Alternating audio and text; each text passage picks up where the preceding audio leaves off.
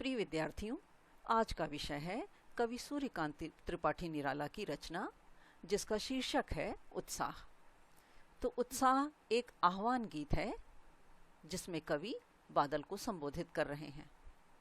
अब बादल निराला जी का अत्यंत प्रिय विषय है और कविता में बादल एक तरफ तो पीड़ित यानी भीषण गर्मी से पीड़ित और प्यासे जन की आकांक्षा को यानी प्यासे लोगों की इच्छाओं को पूरा करने वाला है, तो वहीं दूसरी तरफ वही बादल नई कल्पना और नए अंकुर के लिए विध्वंस, विप्लव और क्रांति चेतना को संभव करने वाला है।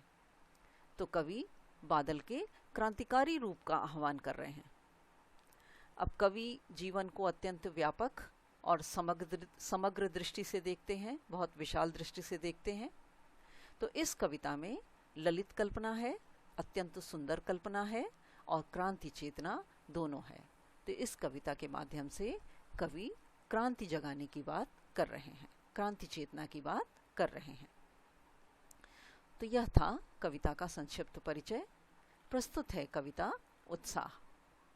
तो प्रस्तुत कविता में कवि बादल के क्रांतिकारी रूप का आह्वान करते हुए कहते हैं कि हे बादल गरजो, यानी हे क्रांति जगा देने वाले क्रांतिकारी बादल, तुम भयंकर रूप से गर्जना करो। घेर घेर घोर गगन धाराधर ओ, धाराधर यानी बादल। तो हे बादल, तुम घनघोर रूप से गगन को अर्थात आकाश को घेरते हुए इस धरती पर अपना जल बरसा दो। तो हे बादल, तुम इस आकाश को चारों ओर से घेरते हुए इस धरती को अपने जल से भर दो। ललित ललित काले घुंघराले। तो आकाश में उमड़ घुमड़ कर आते हुए हे बादल, तुम ललित ललित ललित ललित यानी अत्यंत सुंदर और काले घुंघराले बालों के समान। तो आकाश में उमड़ घुमड़ कर आते हुए हे बादल, तुम अत्यंत सुंदर काले घुंघराले बालों के समान प्रतीत हो रहे हो। बाल कल्पना कैसे पाले। अब बाल कल्पना यानी बच्चों के मन की कल्पना। तो आते हुए बादल, तुम्हें देखकर ऐसा प्रतीत हो रहा है जैसे तुम बच्चों के मन में जागने वाली कल्पना के समान हो। अर्थात जिस तरह बच्चों के मन में नित्य नई नई कल्पना जगती है, तो तुम भी ठीक उसी तरह नई कल्पना को जगाने वाले हो। विद्युत छवि उर में। विद्युत छवि यानी बिजली, उर अर्थात हृदय। तो तुम्हारे हृदय में बिजली की कड़क विराजमान है, बिजली की गर्जना विराजमान है। कवि नव जीवन वाले।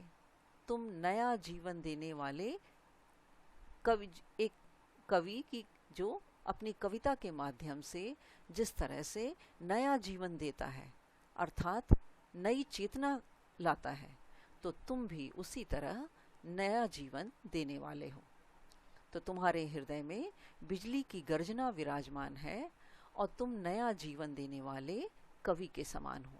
अर्थात जिस तरह कवि अपनी कविता के माध्यम से क्रांति जगा देता है, तो तुम भी उसी तरह क्रांति चेतना लाने वाले हो।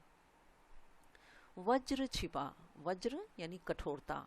तो तुम्हारे हृदय में बिजली की कठोरता विराजमान है।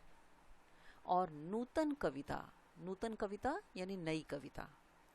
अब एक कवि जिस तरह नई कविता के माध्यम से क्रांति का आह्वान करता है, तो तुम भी ठीक उसी तरह तुम नूतन कविता फिर भर दो, बादल गरजो।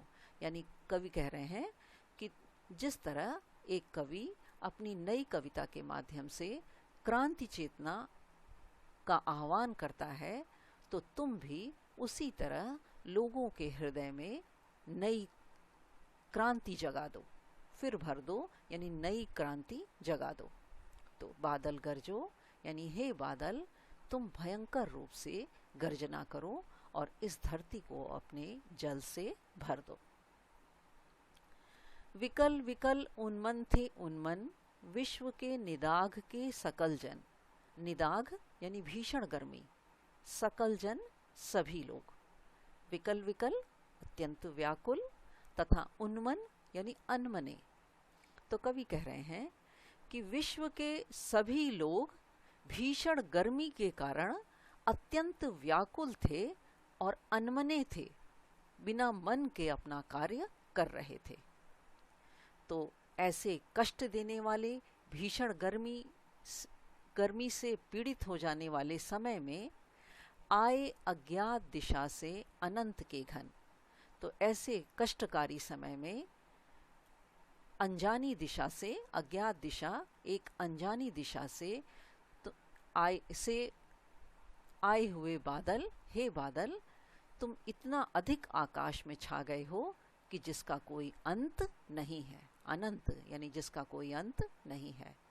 तो ऐसे कष्टकारी समय में अनजानी दिशा से आकर, हे बादल तुम इतना अधिक आकाश में छा गए हो कि तुम्हारा कोई अंत नहीं दिख रहा है। तो आए हुए बादल तप्त धरा, भीषण गर्मी से तपती हुई इस धरती को जल से फिर शीतल कर दो। तो इस भीषण गर्मी से तपती हुई धरती पर जल बरसाकर, हे बादल तुम इस धरती को अत्यंत शीतल कर दो। तो बादल गरजो, हे क्रांतिकारी बादल तुम भयंकर रूप से गर्जना करो और इस धरती को अपने जल से भर दो। तो यह था कविता का भावार्थ। कविता की भाषा संस्कृत निष्ठ खड़ी बोली है और यह मुक्त छंद की कविता है। साथ ही रस के इसमें वीर रस, तो यानी यह वीर रस की कविता है। तो यह था कविता उत्साह, यह थी कविता उत्साह। आशा है आपको इस कविता का भावार्थ अच्छी तरह समझ में आ गया होगा। तो आज के लिए इतना ही। धन्यवाद।